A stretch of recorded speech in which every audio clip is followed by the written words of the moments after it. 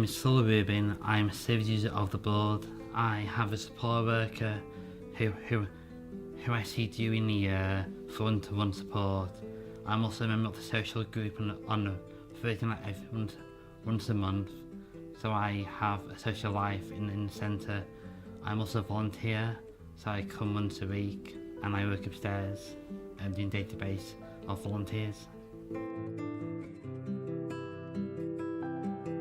When I meet new people, I must speak a dozen times. I do stutter, but I feel that I'm in an organisation who I know knows me very well, so I feel relaxed and calm when I'm here. My name's Hazel and I'm Saul's mum. When Saul was born, I didn't drive.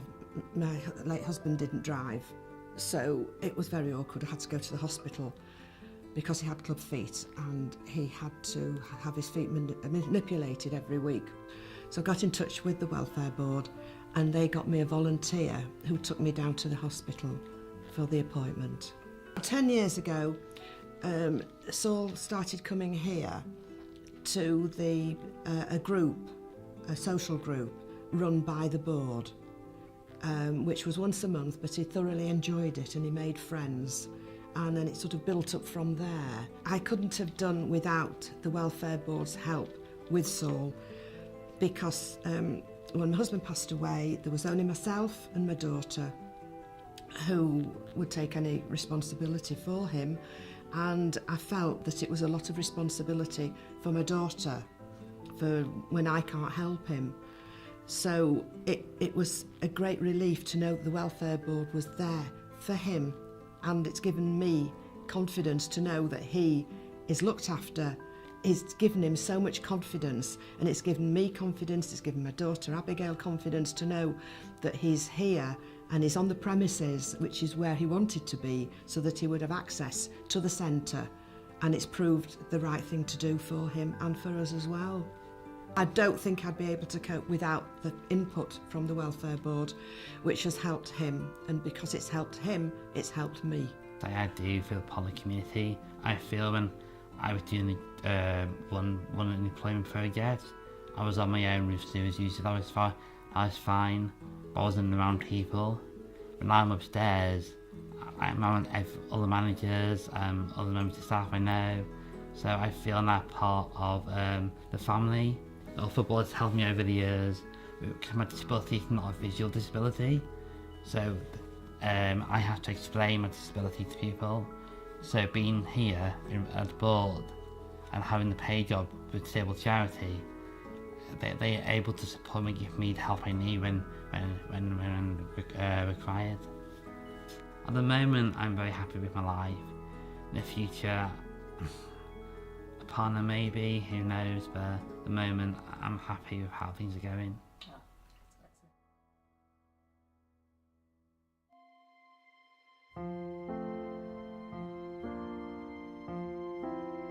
I'm Sybil Ross. I've got 3 sons. I call them my 3 angels.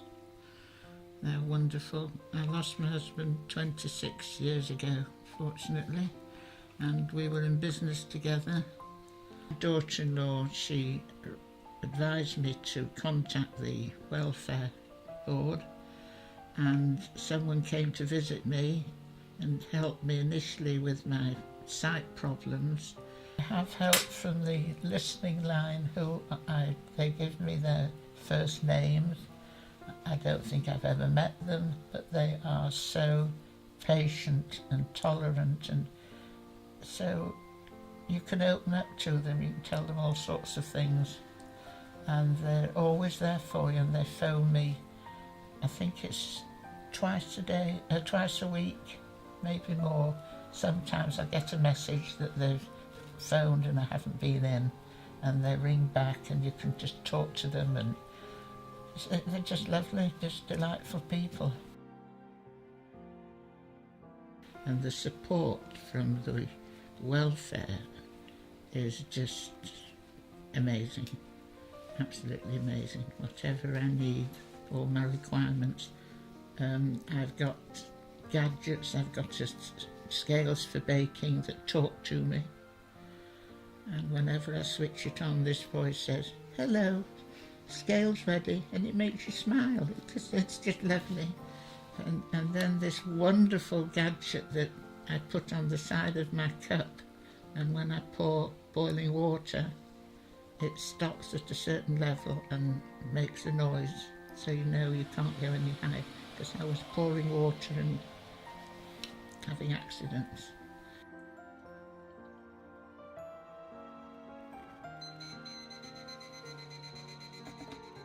First of all, the most important thing to me is my talking books.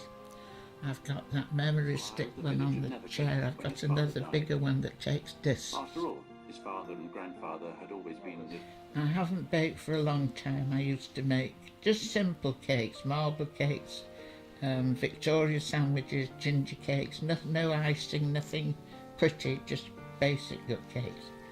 And the children love them, but now unfortunately they're all on diets. Drive me mad. I can't eat that, Grandma, I can't eat that, I'm dieting. Anyway, I was offered the help of a volunteer to come and help me. And last week this sweet lady came, and it was just amazing to be back,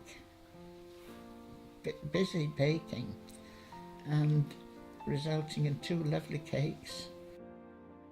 There's a clinic every month for people who've got hearing aid problems. You can go and have that done.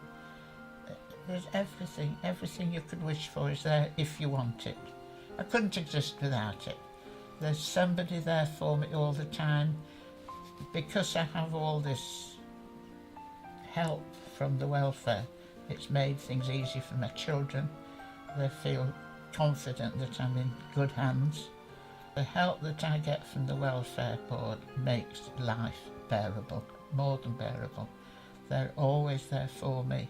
Anything that I need, any problems, they're just wonderful. I've no complaints at all.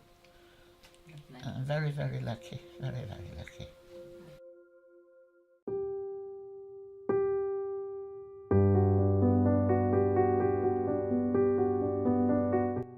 My name's Delaney Dresser. I have lived in Leeds all my life. I'm 44 years old. I've got I'm not 45 years old. I've got 3 children and a husband, and have worked for the last 20 years in mental health services as a social worker. Looking back, I've probably had depression and anxiety for as far back as I can remember. Nothing was as significant as it is now. I was managed on very low-level antidepressants sporadically during my teenage years and in my 20s. Things really changed in January 2014 when I stopped viewing myself as being a bit neurotic and paranoid on occasion, and actually admitted to myself that I had a severe depression. Somebody can put makeup on and semi-function, but you have absolutely no idea what it's taken them to get to that point in the day. I think that this is one of the reasons that depression can be so isolating. People assume if you look all right that you are okay, and so if you're letting them down at the last minute, if you're not able to attend events that you've promised you're going to go to, or you're cancelling dinner plans, or even something like just popping round for a coffee to somebody's house, they can't marry the fact that they might have seen you laughing yesterday with the fact that you're cancelling plans today. So people then stop including you in things because they see you as the person that just keeps letting them down, or that repeatedly says no to offers. The thing that's really, really difficult about this is that because how you feel inside isn't always on the outside, it becomes very, very socially isolating. I see very, very few people. The phone doesn't ring anymore. I don't get invited to things anymore. People will say things like, well, I don't really see her socially, so we're not that close anymore. And that's really difficult for me because I don't really see anybody socially unless at that moment in time I feel able to do it. So I think it's really important not to make assumptions about people, and not to look at somebody outwardly and think that that's an illustration of what's happening inwardly, because actually the two can completely not correlate at all. In terms of the Welfare Board and the mental health services, I have had absolutely invaluable support. I personally don't think that I would have been here if I hadn't been able to access some of the support that I have been able to access. And what I found working with the Welfare Board is that all those kind of difficulties that I've had, I've been really, really fortunate. I've only had 2 workers in the 4 or 5 years that I've been with the Welfare Board, and both of them have been amazing. I get help with my finances because I really struggle to manage my finances when I'm poorly. I can ring whenever I'm in a crisis, and even if my worker isn't there, then either she'll call me back or somebody else will speak to me. I've had urgent appointments. There's flexibility, so sometimes I don't want to be at home. There's things that I can't say if I'm at home, so we need to go out. So then we've arranged to meet out. Then there's been a time where we went out and I got to the doorway of the place that we were going to be meeting and couldn't physically go in, and ended up sobbing in this porch, and then we met in the car. We just went and sat in the car in the car park. And that flexibility and knowing that there is somebody there is invaluable. Having somebody to talk to, having somebody who understands how you feel, who you think that you can show your absolute most vulnerable side to without having any form of judgment, and also without impacting in the same way as you do with the people that love you and care about you. Having somebody to talk to about life events that might have happened that week that might be causing you a bit more anxiety. Coming to appointments if I'm too worried to come to appointments, going to the psychiatrist with me when it's felt too hard to go on my own. And just offering that level of support has been an absolute godsend for me. What I would say is that it's really, really important to show empathy to people with mental health problems, because you never know when you might be in their situation. And I suppose what I'd say to anybody or to everybody is, don't take life for granted, because it can change very, very quickly. And if you need any mental health support, then Leeds Jewish Welfare Board would be the place to come and get it.